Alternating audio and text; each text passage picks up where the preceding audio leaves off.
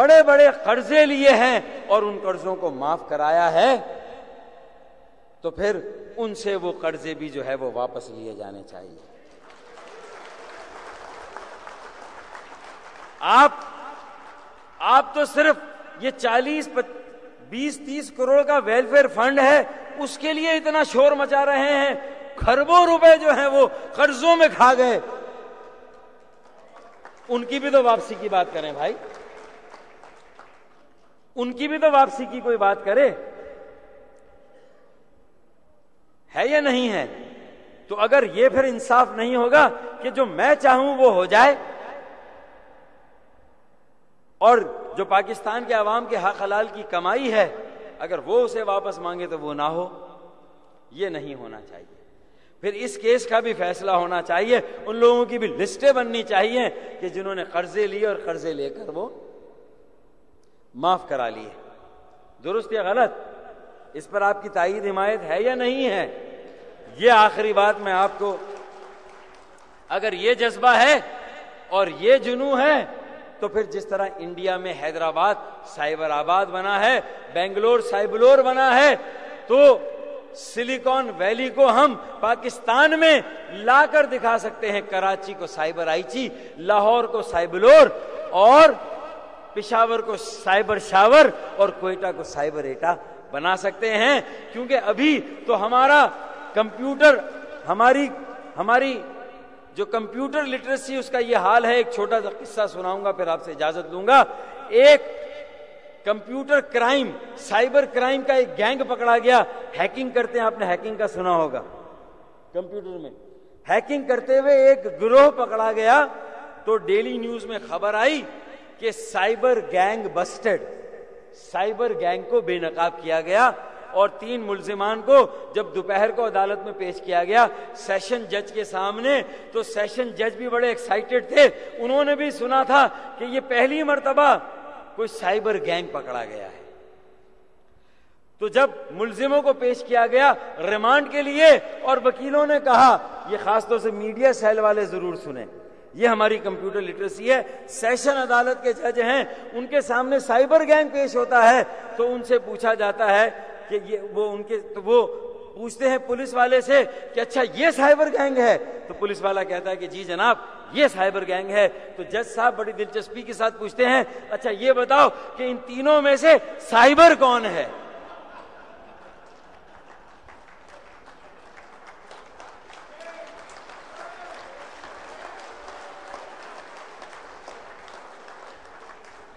ان تینوں میں سے سائبر کون ہے؟ وہ یہ سمجھے کہ سائبر بھی جانو آرائی گینگ کی طرح کسی گینگ کے لیڈر کا نام ہے، وہ یہ سمجھے کہ سائبر گینگ بھی رحمان ڈکیت کی طرح کراچی میں اور لیاری میں آپریٹ کرنے والے کسی گینگ کے سرغنہ کا نام ہے۔ انہوں نے پوچھ لیا کہ سائبر اس میں سے کون ہے۔ اب یہ جب حالات ہیں، ٹیلنٹ ڈرین ہو رہا ہے، برین ڈرین ہو رہا ہے، اسے واپس لانے کی ضرورت ہے، وہاں ایسا ماحول پیدا کرنے کی ضرورت ہے، اونرشپ کریٹ کرنے کی ضرورت ہے۔ Responsibility divide of authority is not for an effective government. ذمہ داری ہو، اختیارات نہ ہو تو کام نہیں ہو سکتا۔ بلدیاتی اداروں کو مضبوط و مستحکم بنانے کی ضرورت ہے۔ یہ جمہوریت کی نرسری ہے۔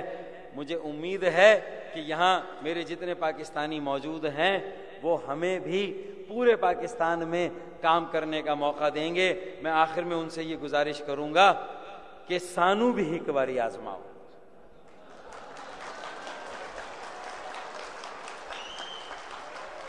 سانو بھی ایک باری آزماؤ، جے تینو سواد نہ آوے تے پیسے واپس۔ وہ کیا کہتے ہیں، اسے کیا کہتے ہیں؟ بائی بیک گارنٹی ہے۔ وہ کون سی گارنٹی ہوتی ہے؟ منی بیک گارنٹی ہے بھائی، کوئی نقصان نہیں ہے، ایک مرتبہ یہ کر کے دیکھ لو ہیں تو انشاءاللہ تعالیٰ پورے پاکستان کو بھی جو ہے وہ قائد اعظم محمد علی جناح کا پاکستان بنائیں گے۔ یہ پاکستان بیت اللہ محسود کا پاکستان نہیں ہے۔ درست یا غلط؟ یہ ہمیں طے کرنا ہوگا۔ میں آپ لوگوں سے اجازت لوں گا. آپ نے میری مختصر تقریر کو سنا اسے. اچھا اب جو میرے بھائی نے, میں ایک اور چیز کا بھی اعلان کر دوں, دعا کیجئے کہ اللہ تعالیٰ مجھے اس میں کامیاب کریں. یار آپ عمل کی بات کرتے ہیں, ہم نے تو آپ یہاں آنے سے پہلے اصغر قریشی موجود ہیں, آپ کے نمائندے خالد چودھری صاحب موجود ہیں, ان سے پوچھئے کہ ہم نے تو پہلے ہی اس پر میٹنگ کر لی ہے, شاہ محمود قریشی سے بات کر لی ہے کہ جو ریاض میں آپ کی اسکول کی زمین ہے اس کو مالکانہ بنیادوں پر لے لیا جائے, اس کے پیسے دے دیے جائیں. تھوڑا سا مشکلات کا سامنا ہے, لیکن انشاءاللہ تعالی میں آپ کو یقین دلاتا ہوں کہ اگر ان اسکولوں کی خریداری کے لیے مجھے اپنی وزارت سے کوئی انڈاؤمنٹ فنڈ کریٹ کرنا پڑا تو میں 5 کروڑ روپے اپنی وزارت سے بھی اس پر لگانے کے لیے تیار ہوں. اصغر صاحب 5 کروڑ روپے ہم لگا دیتے ہیں, اس کے بعد اب شاہ محمود قریشی کو آگے آنا چاہیے, اب رحمان ملک بھائی کو آگے آنا چاہیے, اب باقی وزراء کو, وزیر اعظم اور صدر محترم کو آگے آنا چاہیے. یہ 1 کروڑ ہمارے سمندر پار پاکستانی ہے. خدا کی قسم اگر سعودی عرب میں جو ایجوکیشن سے لوگوں کا لگاؤ ہے, اگر اسے ہم ہائر ایجوکیشن کا سینٹر بنا دیں, ہم سعودی عرب میں ہائر ایجوکیشن کو لیڈ کریں, تو پوری دنیا کینیڈا اور امریکہ سے بھی, یورپ سے بھی سمندر پار پاکستانیوں کے بچے یہاں پر آ کر تعلیم حاصل کریں گے.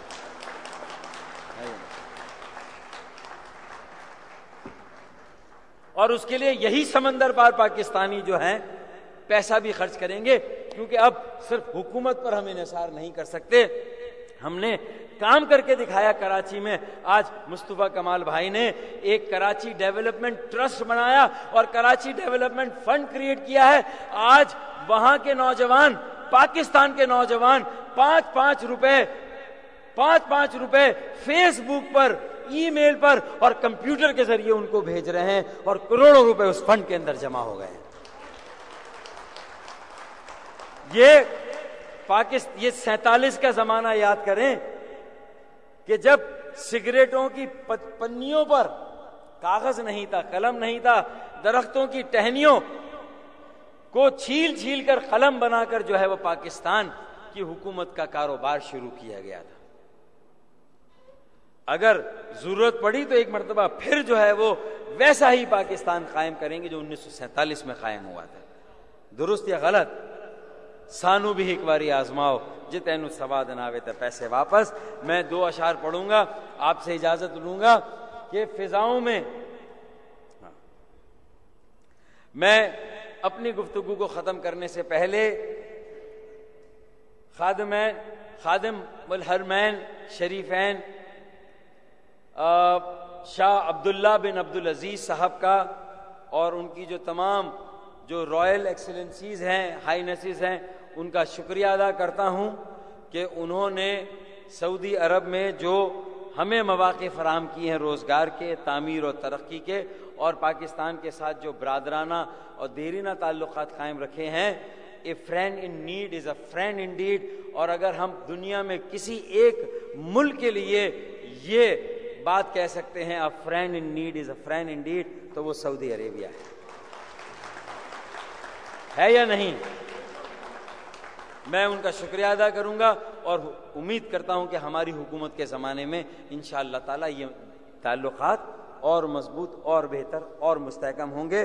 فضاؤں میں نہ ڈھونڈ تو نہ ہی مقبروں میں تلاش کر, فضاؤں میں نہ ڈھونڈ تو نہ ہی مقبروں میں تلاش کر, جو صلیب پر ہیں سجے ہوئے مجھے ان سروں میں تلاش کر. میں انا الحق کی پکار ہوں نہ ادھر ادھر تلاش کر, میں انا الحق کی پکار ہوں نہ ادھر ادھر تلاش کر, میں ہوں نام لیوا حسین کا مجھے خنجروں میں تلاش کر. جیے پاکستان, جیے قائد اعظم محمد علی جناح. بہت بہت شکریہ.